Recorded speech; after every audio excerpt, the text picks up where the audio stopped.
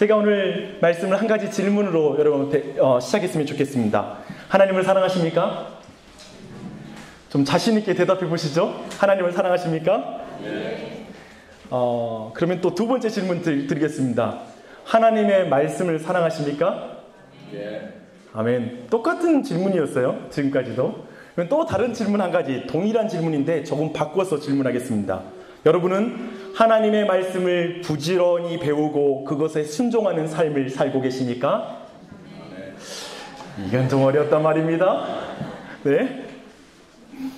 하나님을 사랑하는 사람은 많은데 오늘날 우리 모두는 말씀에 대해서는 무지한 시대를 살고 있습니다. 특별히 제가 한 책을 읽었는데요. 조지 갤럽이라는 우리 갤럽 연구조사 기관이 있죠. 네, 그 조지 갤럽에 의하면 미국 사람인데요. 이것을 한국의 그리스도인이라고 대비해도 크게 다르지 않을 것 같아서 이 조사를 제가 사용합니다. 미국인 중 5명 중에 4명은 성경이 문자 그대로 하나님의 말씀이라고 생각하나 영감된 하나님의 말씀으로 또 믿기도 하지만 대다수가 10계명의 항목조차도 나열할 수 없다고 합니다. 또 전체 미국인의 75%는 적어도 예수님을 본받으려고 합니다 라고 말하지만 예수님을 본받는 의미가 무엇인지를 잘 알지 못한다고 합니다. 또 60%의 미국인은 예수님과 개인적인 관계에 대해서 이런저런 말을 한대요. 자신이 예수님과 어떤 개인적 관계가 있고 거듭났다라고 말하는 사람들도 많다고 합니다. 하지만 말씀에 대한 인격적인 순종은 많지 않다고 합니다. 쉽게 말하면 오늘날 한국 교인들에게도 이 내용이 크게 다르지 않을 거라고 생각하는데요. 많은 교인들이 하나님과 어떤 관계를 가지고 있다고 생각을 하고 있지만 말씀과는 분리되어 있는 것이죠. 난 하나님은 사랑하는데 말씀은 좀 이렇게 두 가지가 분리되어 있다는 것입니다. 그러나 이 성경은 하나님의 사람이 또 우리가 하나님을 사랑하는 것과 하나님의 말씀에 순종하는 것이 분리된 사람에 대해서 어떻게 평가하고 있을까요? 성경은 그가 하나님을 사랑하고 있지 않다라고 평가하고 있습니다. 우리 설교 노트를 여러분 나눠드렸죠? 한번 그 노트에 보면 이제 하늘색으로 이렇게 말씀 부분, 읽을 부분 해놨습니다. 요한 1서 2장 4절 말씀 다 함께 읽겠습니다. 시작. 그를 아노라 하고 그의 계명을 지키지 아니하는 자는 거짓말하는 자요 진리가 그 속에 있지 아니하되 누구든지 그의 말씀을 지키는 자는 하나님의 사랑이 참으로 그 속에서 온전하게 되었나니 이로써 우리가 그의 안에 있는 줄을 아노라. 그의 안에 산다고 하는 자는 그가 행하시는 대로 자기도 행할지니라. 요한은 이렇게 말하고 있습니다. 착각하지 마라. 계명을 지키지 않고 하나님을 사랑한다고? 그것은 거짓말하는 것이다. 이렇게 말하고 있습니다. 이렇게 말하면 시편 1편 1절의 말씀이 우리는 또한 생각납니다. 복 있는 사람은 오직 여호와의 율법을 즐거워하여 그 율법을 묵상하는 자로다. 이렇게 표현하고 있죠. 복 있는 사람, 하나님을 사랑하는 사람은 그 율법을 즐거워한다. 사랑한다. 그리고 그 율법을 주야로 묵상한다. 이 묵상한다는 게 생각만 하고 순종은 안 한단 말입니까? 아니요. 하나님의 말씀을 늘 행함 가운데 계속 생각하는 것이죠. 내가 어떻게 행동해야 될까? 어떻게 말해야 될까? 라는 걸 생각한다라는 것입니다. 사랑하는 여러분, 오늘 저는 이렇게 분리되어 있는 하나님을 사랑하는 것과 하나님의 말씀이 분리되어 있는 우리의 신앙에 대해서 좀 이제 10계명을 통해 다루려고 합니다. 아마도 오늘 설교가 다루는 질문은 이런 질문입니다. 목사님, 잠깐만요. 제가 믿는 하나님은 그저 저를 사랑하는 아버지일 뿐이에요. 저는 그 사랑만을 붙잡고 신앙하고 싶지 10계명을 배우고 싶지는 않습니다. 저는 다시 율법으로 돌아가고 싶지 않아요, 목사님. 저는 기독교가 사랑의 종교라고 믿습니다. 생각합니다. 10계명 부담스럽네요. 아마 이 사람은 이런 질문을 하고 있고 그런 마음을 가지고 있는 사람은 성경이 말하는 하나님이 아닌 자신이 그리고 있는 하나님을 믿고 있는 사람임에 틀림이 없습니다. 하나님은 사랑하지만 하나님 명령하시는 그 입은 다무시죠. 이런 말이죠. 어쩌면 또 이런 질문을 할 수 있을 것입니다. 저는 예수님을 믿음으로 구원받았어요. 율법을 지켜서 구원받는 것은 아니잖아요. 이제 예수님만 믿고 사랑하면 됐지. 우리가 왜 십계명을 배우고 또 그걸 지켜야 하는 것입니까? 잘 이해할 수 없네요. 십계명을 배운다는 것은 다시 행위로 돌아가는 거 아닙니까? 행위 구원은 구약 시대에나 있는 것이죠. 신약 시대는 은혜 시대예요. 목사님 뭔가 잘못 알고 계시는 것 같은데요. 오늘날 십계명을 더 이상 배울 필요는 없습니다. 십계명 부담되네요. 또 부담된다고 그래요. 이 사람은 아마도 은혜와 율법의 관계에 대한 지식이 없는 사람이죠. 구원과 율법의 관계에 대해서 전혀 알고 있지 않는 신앙임에 틀림없습니다.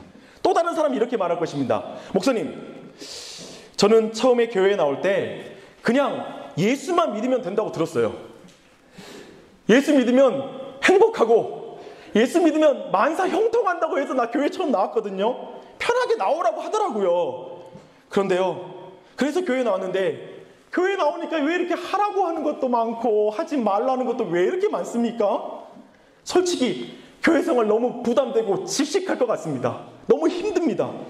그냥 단순하게 교회 다니면 안 될까요? 목사님, 혹시 단순하게 다닐 수 있는 교회 좀 소개시켜 주세요. 분위기 굉장히 어둡네요. 이럴 때는 이제 좀 웃으라고 소리 내어서 웃을 수 있어요? 네. 아마 그 사람은 이 사람은 꼭 교회 다닐 필요는 없는 것 같습니다. 절에 가도 마음은 평안합니다. 의외로 타종교도 좋습니다. 근데 그곳에 가서 아마 이 사람은 다른 거 다 필요 없을 거예요. 그냥 평안함과 단순한 그런 신앙생활을 원할 뿐이죠. 어쩌면 이런 좀 제가 나눴던 이야기는 여러분 안에 많이 해당되지 않는 이야기일까 싶은데요. 아마도 이런 내용, 마지막으로 제가 나누고 싶은 이 내용은 혹시 이런 분 계시지 않을까 싶습니다. 저는 예수님을 믿는다고 말하면서 예수님처럼 행함이 없는 교회와 그리스도인을 재수 없다고 생각해 왔습니다. 복음을 값싸게 만드는 그리스도인들이라고 생각했죠. 그런데요, 그래서 너무 이해하기 힘들었던 게 그리스도인이었고 교회였습니다. 그런데요, 제가 교회를 다니고 나서 생각이 바뀌었습니다. 어느 순간 제가 그 재수 없는 그리스도인이더라고요. 행함이 없는 그리스도인. 그래서 솔직히 교회 다니는데 하나님께 죄송한 마음이 큽니다. 어쩌면 이 마음이 우리 안에 많이 공감되는 내용이 아닐까 싶습니다. 이번 십계명 시리즈 설교의 목적은 이것입니다. 우리의 믿음과 행함, 단절되어버린, 너무나 많이 끊겨버린 믿음과 행함, 은혜와 율법, 그리고 우리가 칭의, 즉 예수를 믿음으로 말미암아 의로워졌다는 것과 성화, 즉 주님을 닮아가는 이것이 끊겨버리고 연결되어지 않았던 이 많은 신앙이 회복되는 은혜가 이번 십계명 설교를 통하여 있기를 바랍니다. 다시 한번 모든 신앙의 신경이 회복되는 것이죠. 저는 굉장히 열망이 있는데 정말 간절히 기도합니다. 사람이 할 수 없죠. 성령님께서 역사하시는 기간이 되었으면 좋겠습니다. 오늘 우리가 함께 살펴볼 것은 아마도 이 모든 질문에 대한 좋은 대답이 되는 부분이기도 합니다. 이 시편 2절 말씀 우리 함께 다시 한번 읽어볼까요? 시작. 나는 너를 애굽 땅 종되었던 집에서 인도하여 낸 내 하나님 여호와니라. 이것은 십계명의 서원입니다. 십계명이 시작하는 것이죠. 하지만 십계명은 이 내용과 다 연결되어 있습니다. 이 신경과 연결되기 때문에 이 서원은 매우 중요합니다. 그래서 저는 오늘 십계명을 누가 누구에게 언제 왜 주었는가를 정확하게 살피면 방금 다뤘던 많은 질문에 대한 답이 될 것이고요, 여러분의 신앙에 많은 답을 주는 시간이 될 것입니다. 먼저는 십계명은 누가 주었는가에 대한 내용입니다. 나는 너를 애굽 땅 종되었던 집에서 인도하여 낸 내 하나님 여호와니라 라고 말하고 있습니다. 이 여호와, 먼저 이 말씀은 여호와 하나님이 주시는 것이죠. 근데 이 여호와라는 이름은 사실 모세가 처음으로 하나님께 직접 들은 하나님의 이름입니다. 이 말씀 보도록 하겠습니다. 3장 13절로 가보시게요. 출애굽기 3장 13절로 15절 말씀 다 함께 읽겠습니다. 시작. 모세가 하나님께 아뢰되 내가 이스라엘 자손에게 가서 이르기를 너희 조상의 하나님이 나를 너희에게 보내셨다 하면 그들이 내게 묻기를 그의 이름이 무엇이냐 하리니 내가 무엇이라고 그들에게 말하리이까. 하나님이 모세에게 이르시되 나는 스스로 있는 자이니라 또 이르시되 너는 이스라엘 자손에게 이같이 이르기를 스스로 있는 자가 나를 너희에게 보내셨다 하라. 하나님이 또 모세에게 이르시되 너는 이스라엘 자손에게 이같이 이르기를 너희 조상의 하나님 여호와 곧 아브라함의 하나님, 이삭의 하나님, 야곱의 하나님께서 나를 너희에게 보내셨다 하라. 이는 나의 영원한 이름이요 대대로 기억할 나의 칭호이니라. 여기서 여호와, 그 말의 뜻은 스스로 있는 자라는 뜻입니다.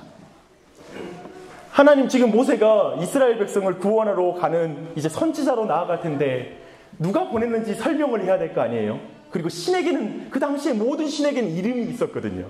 그렇기 때문에 모세는 당연히 당신의 이름을 알려주십시오. 내가 그 이름으로 나아가겠습니다. 모든 선지자들은, 그 당시에 모든 이방신의 제사장들은 자신의 신들의 이름을 가지고 나아갔거든요. 그렇기 때문에 당연히 물어볼 수 있는 것이었습니다. 하지만 그 대답은 뭐냐면 스스로 있는 자이다. 이 말은 무슨 말입니까? 다른 존재의 도움을 필요로 하지 않는다. 나는 다른 존재가 상상하여 만든 존재가 아니다. 나는 먼저 있었다. 나는 스스로 존재하고 누구의 도움을 요청하지 않는다. 나는 영원하며 나는 불변하며 나는 이 온 세상을 통치하는 주권자이다. 하나님이다. 여호와이다 라고 말씀하고 있는 것입니다.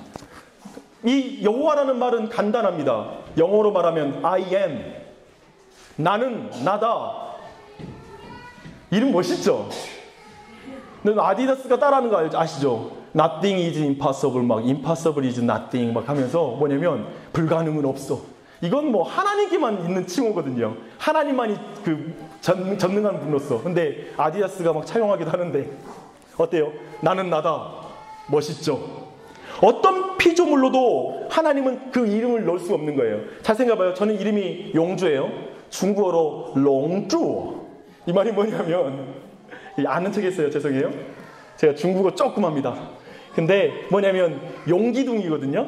제가 원래 믿지 않는 집안에 태어나서 얼마나 그 절에 가면, 큰 어떤 오래된 절에 가면 용기둥이 있어요. 좋은 용을 깎아가지고. 근데 롱주인데 이 피조물로 내 이름을 칭호하는 거잖아요. 아니면 어떤 동사를 가지고 사람의 이름을 칭호한다고요. 근데 지금 하나님은 어떤 피조물로도 칭호를 할 수 없는 거예요. 왜냐하면 피조물은 창조주를 담을 수 없으니까. 그 그릇이 너무 작아서 하나님을 담을 수 없기 때문에 하나님이 뭐라고 대답하냐면 I am, 나는 나다, 난 규정할 수 없다 라고 말하는 거예요. 다만 하나님이 또 자신의 이름을 소개할 때 그저 이렇게 표현해요. 난 아브라함과 함께 했어. 난 이삭과 함께 했다. 난 야곱과 함께 했다. 즉 하나님이 자신의 이름을 계시하되 하나님이 택한 자들과 함께하여 자신을 계시하시는 하나님으로 설명하는 거예요. 인간의 어떤 시간과 공간 속에 들어오셔서 자신을 드러내시는 하나님으로 설명하고 있는 것입니다. 이제 그 하나님이 이스라엘 백성을 돌보기 시작하셨다고 말하는 것이죠. 이 여호와 하나님이 하는, 이제 이스라엘 백성이 구체적으로 그들의 애굽 땅 종되었던 집에서 구원했는데 그 종되었던 집에서 행하신 일이 뭐죠? 10가지 재앙입니다.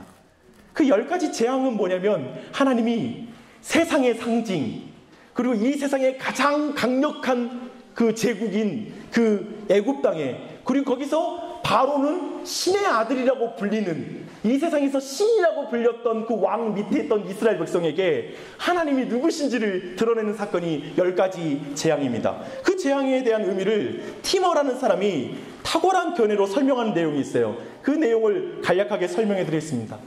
여러분, 이제 바로 앞에 섰을 때 제일 먼저 아론의 지팡이를 던지잖아요. 여러분 혹시 모세의 지팡이일까요? 아론의 지팡이를 던졌을까요? 하면 모세의 지팡이를 던졌다고 생각하는데 아니에요.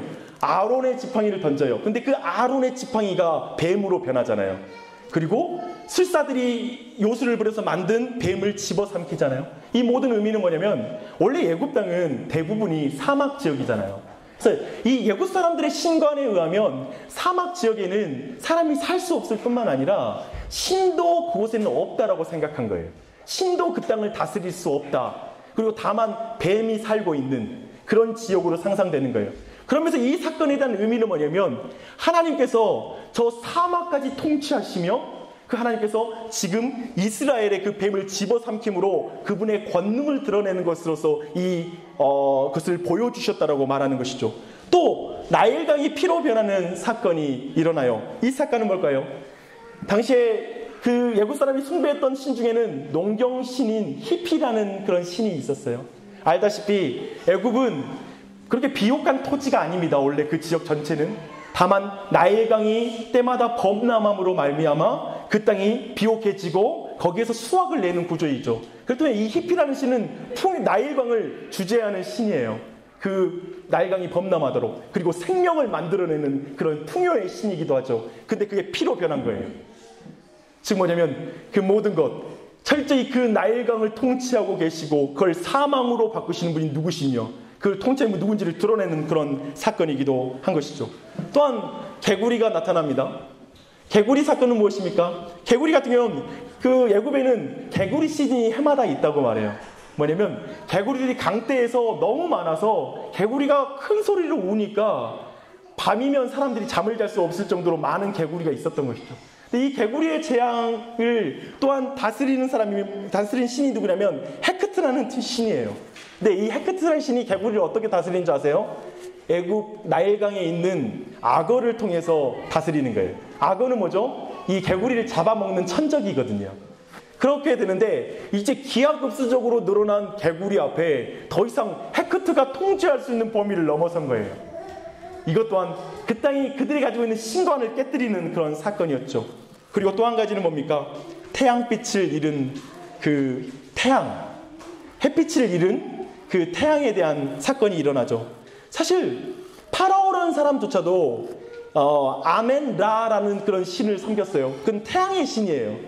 근데 이 태양의 신이 빛을 잃었다는 사건을 뭐라고 말하냐면 태양의 빛을 잃은 것은 아멘라라고 말하는 그 위대한 태양의 신이 소멸했다라는 그런 의미를 가지고 있다는 것이죠.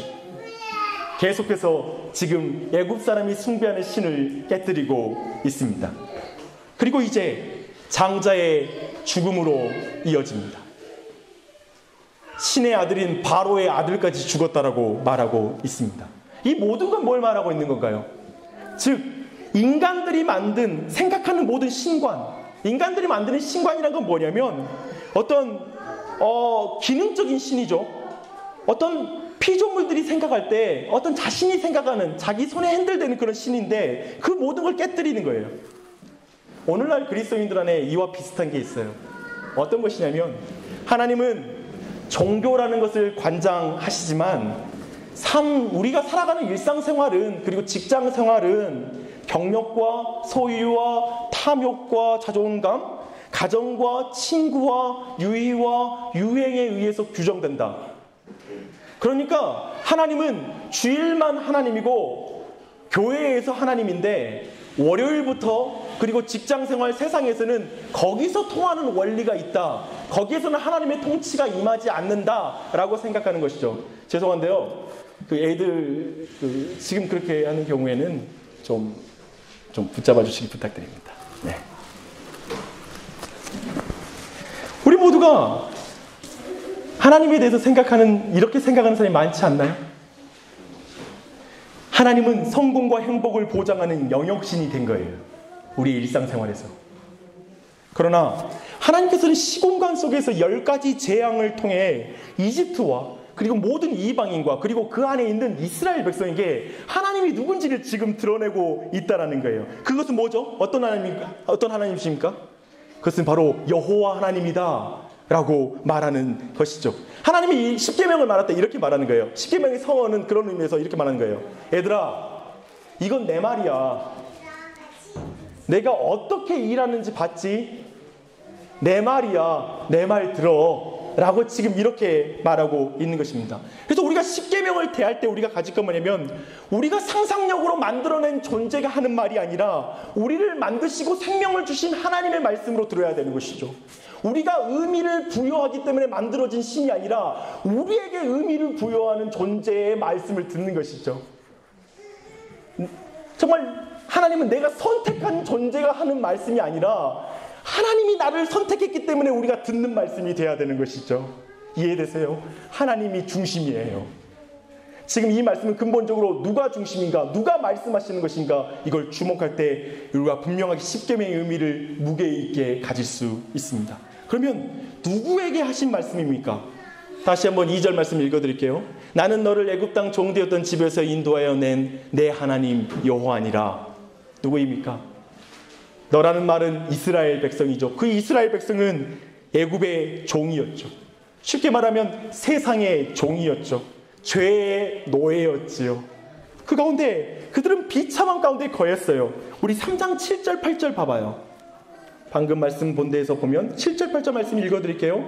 여호와께서 이르시되 내가 애굽에 있는 내 백성의 고통을 분명히 보고 그들의 감독자로 말미암아 부르짖음을 듣고 그 근심을 알고 내가 내려가서 그들을 애굽인의 손에서 건져내고 그들을 그 땅에서 인도하여 아름답고 광대한 땅, 젖과 꿀이 흐르는 땅, 곧 가나안 족속, 헷 족속, 아모리 족속, 브리스 족속, 히위 족속, 여부스 족속의 지방에 데려가려 하노라. 근데 이 7절 8절에 나타나는 하나님의 말씀, 지금 죄 가운데, 지금 애굽 가운데 노예가 된 그 백성을 향한 하나님의 표현들을 보십시오. 내가 보고 듣고 그리고 그 근심을 알고 내가 내려가서 건져내서 인도하여 데려갈 거야. 지금 하나님은 그 백성을 구원하시되 철저하게 이 많은 동사들을 사용하면서 얼마나 하나님께서 그 백성을 사랑하셨는지, 그리고 섬세하게 그들을 구원하셨는지를 지금 보여주고 있습니다. 사랑하는 여러분, 하나님은 그 백성의 비참함을 아시는 하나님이었어요.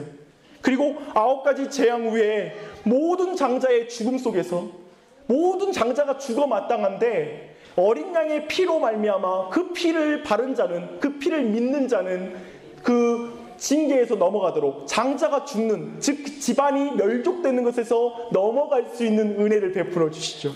이렇게 구원하셨죠. 또한 홍해 사건을 통해서 바닷물이 갈라짐으로 말미암아 그 자리는 애굽인들에게는 심판의 장소가 되지만 이스라엘 백성에게는 구원의 장소로서 바꾸어지는 역사를 경험하게 되죠. 이런 놀라운 구원의 은혜를 경험했습니다. 주권자 하나님께서 지금 자신의 백성을 종의 상태에서 해방시켜서 하나님의 백성이 되게 하신 것입니다.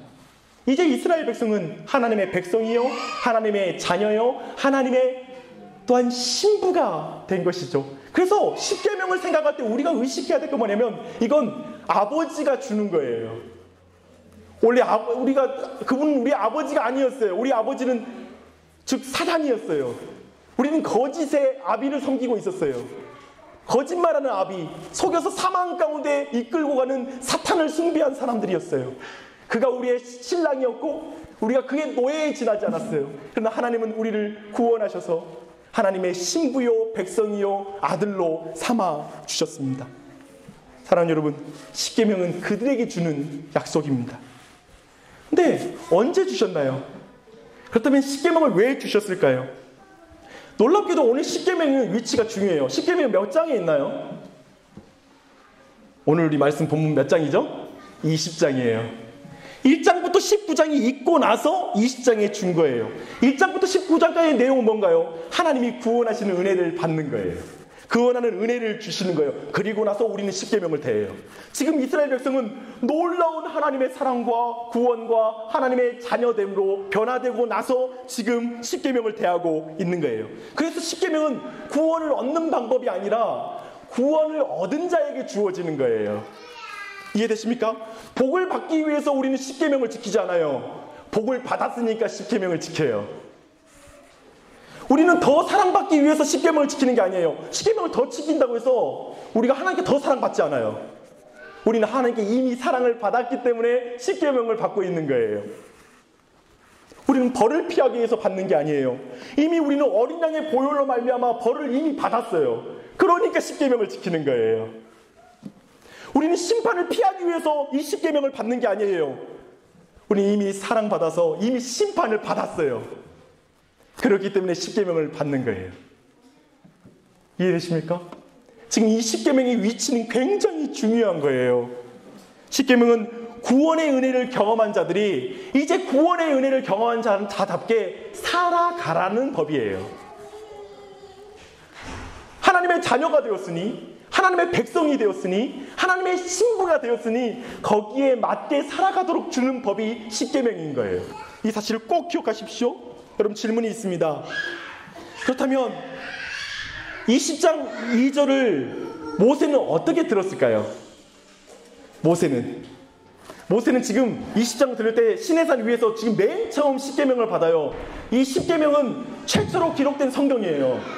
지금 성경 보면 우리 창세기가 먼저 있잖아요. 근데 아니에요. 십계명이 최초로 기록된 성경이에요. 지금 최초로 십계명을 받고 있다고요. 근데 그 십계명을 받고 있을 때 모세는 어떻게 받았을까요?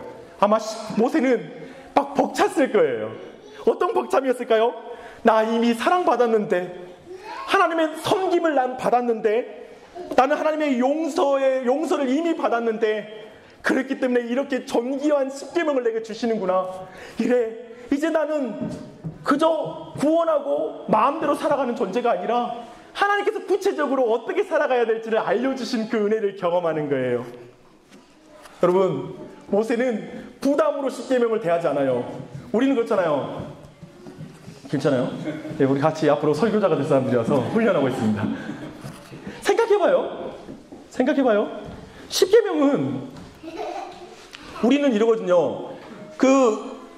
에덴 동산에서 아담과 하와는 맨날 한 구절만 큐티했어요. 한 명령만. 동산 중앙에 있는 나무의 열매를 먹지 말라. 이것만 묵상해도 죄를 지었거든. 근데 우리는 십계명을 주는 거야. 너무 많잖아요. 부담돼요. 지금 그런 걸까요? 모세가 부담으로 받았을까요? 아니요. 모세는 굉장히 기쁨 가운데 받는 거예요. 왜냐하면 자기가 심판받을 두려움이 없어요. 자기가 이것으로 하나님의 사랑을 더 받는 게 아니라 이미 사랑을 받았고 심판을 받은 존재로서, 하나님의 은혜를 받은 존재로서 하나님이 나 너한테, 너와 나의 관계에 새로운 법을 만들 거야, 이렇게 말하는 거예요. 어떻게 신혼부부가 자기 인생 계획하는데 계획 많이 세운다고 짜증냅니까? 그런 부부 보셨어요? 안 그렇다고요.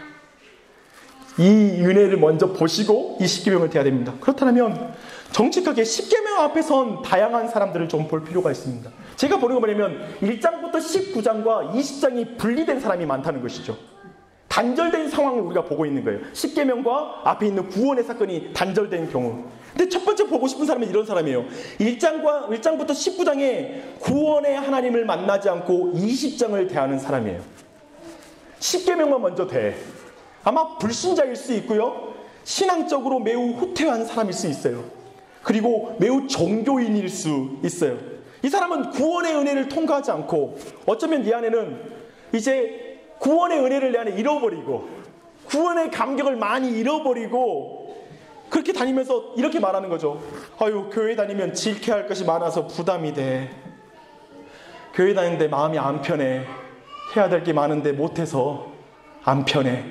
어떤 이런 말을 계속하게 되는 것이죠. 교회를 다니면 포기해야 될 것이 많고 너무 어려운 요구가 많다라고 생각하는 거예요. 목사님, 제발 목사님은 그냥 교회에 계시고 계속 그냥 그렇게 생활하니까 상관없지만 우리는 직장 생활이 쉽지 않다고요. 세상 속에서 살아가는 게 쉽지 않아요. 말씀은 교회에서만 더 들었으면 돼요. 세상에서 도저히 적용할 수 없는 거예요 라고 말할 수 있어요. 성경이 현실에 맞지 않다는 결론에 도달하는 것이죠. 순종할 수 없는 요구를 하시는 하나님이 서운하게 느껴져요. 가혹하게 느껴질 때가 우리 안에 있어요. 저는 솔직히 이런 마음이 느껴지는 사람, 이런 질문을 하는 사람에게 저는 이렇게 말하고 싶습니다. 1장부터 19장을 다시 읽으십시오. 지금 당신에게 필요한 건 하나님이 당신을 구원하셨다라는 그 은혜를 회복하는 것입니다. 지금 율법을 지키자 지키지 못하냐가 지금 문제가 아니라 당신은 지금 구원의 은혜를 회복해야 됩니다. 복음을 다시 만나야 합니다. 하나님을 분명히 말하는 거예요. 하나님을 먼저 사랑하려고 하지 말고 하나님의 사랑이 무엇인지 받아들이라고 말하고 있는 거예요. 하나님의 사랑이 무엇인지 먼저 볼 필요가 있는 거예요.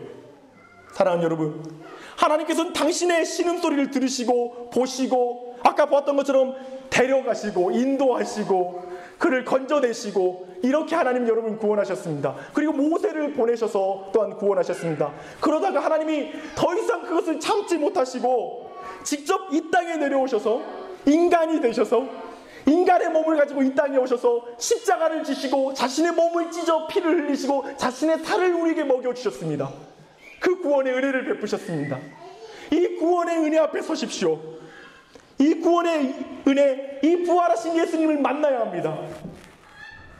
아멘. 그것 없이 십계명이란 건 부담이에요. 불가능한 거예요. 이 구원의 은혜를 회복하십시오. 인간은 자신을 위해 죽으신 예수님을 만나야 주님을 위해 살 수 있어요. 나를 위해 사신 그리스도의 삶을 내가 깨닫지 못하곤 하나님을 위해 삶의 한 절도 드릴 수 없어요. 율법은 모든 율법을 이루시고 십자가에 지셔서 나에게 의로움을 전가해 주신 예수님의 그 의로움을 받아들인 자가 아니면 율법의 한 구절도 부담돼서 못 지켜요. 이해되세요? 사랑하는 여러분, 1장부터 19장을 회복하십시오. 이 구원의 은혜를 다시 한번 떠올리십시오. 한번 돌아봐봐요. 내 인생의 1장부터 19장의 과정을 하나님 나를 어떻게 사랑해 오셨는지 기억하는 거예요.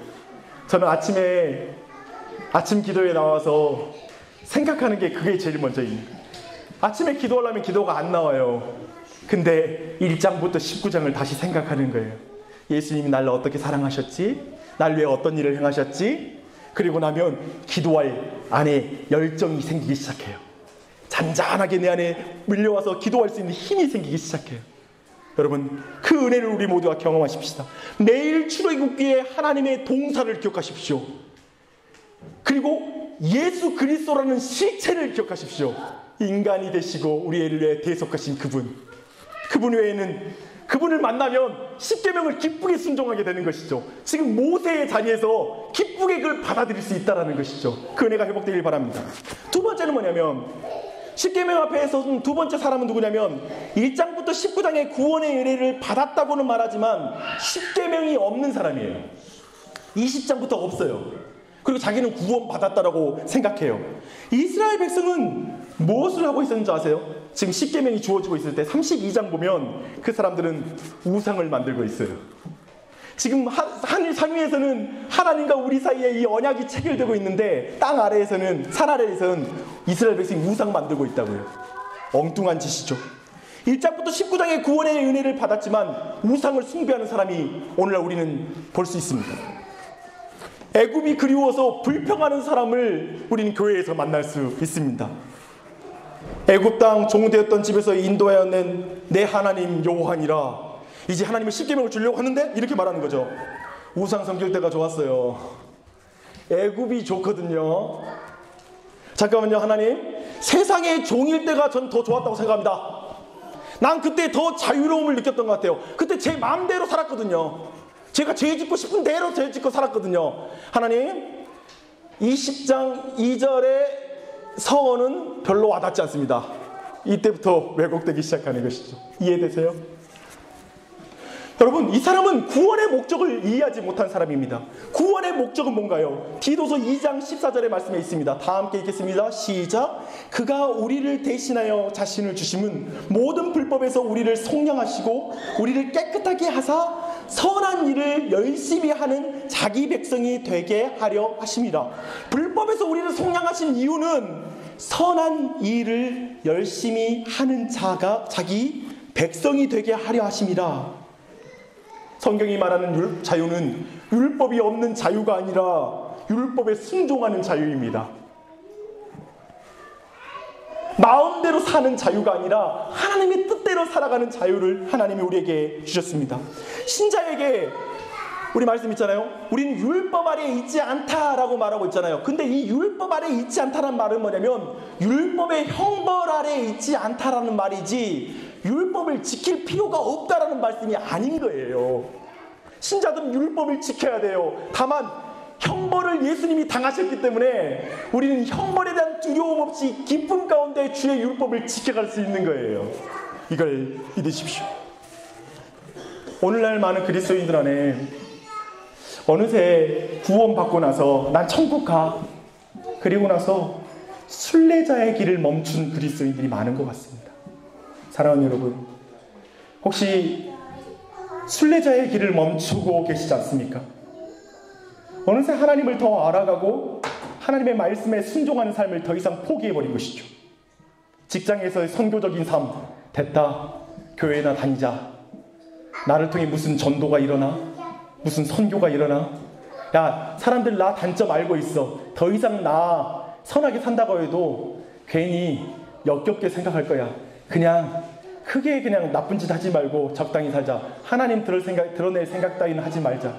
어쩌면 우리 모두가 세상에서 빛된 소금된 삶을 다 내려놓은 것이죠. 실천적으로는 우리 모두가 20장이 없는 거예요. 우리는 20장을 믿어요. 10장을 믿지만 실천적으로는 20장이 없는 삶을 살아갈 수 있는 것이죠. 사랑하는 여러분, 그러나 기억하십시오. 성경은 진리 안에서 자라가라. 진리를 알지니 진리가 너희를 자유케 하리라.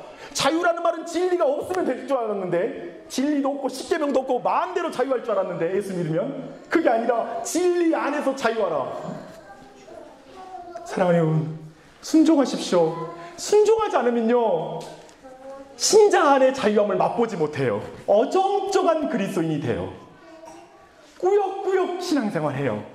다시 한번 십계명을 회복하시기 바랍니다. 말씀을 마무리하겠습니다. 사랑하는 여러분, 이제 오늘부터 저희 교회 마을 사역이 시작됩니다. 마을 모임이 시작되는데요, 저는 이걸 좀 추천해드리고 싶습니다. 말씀대로 살지 못해서 속상한 이야기 많이 나누십시오. 말씀대로 순종하지 못해 속상한 이야기 나누는 모임 되길 바랍니다. 깨어진 마음을 나누십시오. 율법은 하나님 아버지의 마음이기에 율법을 깨뜨리는 것은 하나님의 마음을 깨뜨리는 것입니다. 그래서 신자들 안에는 하나님의 말씀 못 지키면 마음이 편하지 않아요. 참된 신자의 마음은 마음이 불편해요. 속상해요. 심지어는 신자 마음도 깨져요. 근데 그렇기 때문에 참된 신자들의 나눔 속에는 승리하는 이야기도 있지만 깨어진 마음을 나눌 때가 많이 있을 거예요. 제가 보니까요, 삶만 나누는데도 삶을 나누는 종류가 있더라고요. 삶을 막 나누면서 말씀을 낮추고 말씀을 약화시키는 나눔이 있어요. 뭐냐면, 한마디로 결론이 뭐냐면, 야, 말씀대로 안 돼 라는 결론으로 나누는 나눔 모임들이 있어요. 그래서 거기서 나누다 보면 말씀대로 살고 살아야지라는 나눔을 가지고 가는 게 아니라, 야, 다들 실패하고 사는구나. 다들 실패하고 살아. 됐다. 뭐 나도 너 괜찮네. 이런 결론이죠. 어쩌면 사교 모임, 어쩌면 그런 일반적인 나눔을 나누다 보면 거기는 예수님이 필요 없을 줄 몰라요. 그런데 기억하십시오. 말씀을 살다가 못 살아서 깨어진 마음을 나누잖아요. 그러면 그 모임은 예수님 중심이 될 수밖에 없어요. 왜냐하면 이 시간 예수님께서 위로해도 기도하십시다. 예수님만이 우리를 회복시키십니다. 예수님만이 우리를 다시 일으키십니다 라는 나눔을 할 수밖에 없거든요. 그런 모임 하시길 바랍니다. 사랑하는 여러분, 그렇게 말씀의 계명의 수준을 낮추지 마십시오. 성경의 참 의미를 아는 일에 게으르지 마십시오. 부지런히 묵상하십시오. 그 율법에 순종하기를 힘쓰십시오. 이제 십계명 시리즈의 설교를 통해 우리는 사실 십계명 시리즈의 목표는 뭐냐면 예수님을 더 아는 거예요. 왜냐하면 우리는 율법을 지킬 수 있게 십계명을 배우는 게 아니거든요. 율법의 참 의미를 알면 알수록 우리는 지킬 수 없음을 알고 예수님이 대신 형벌을 받아주셨다는 의미를 깊이 깨달으면서 기쁘게 십계명을 순종하는 법을 배우는 것이죠. 그게 바로 십계명의 목적입니다. 예수 그리스도를 더 알아가실 것입니다. 그분을 만나가십시오. 함께 기도하겠습니다.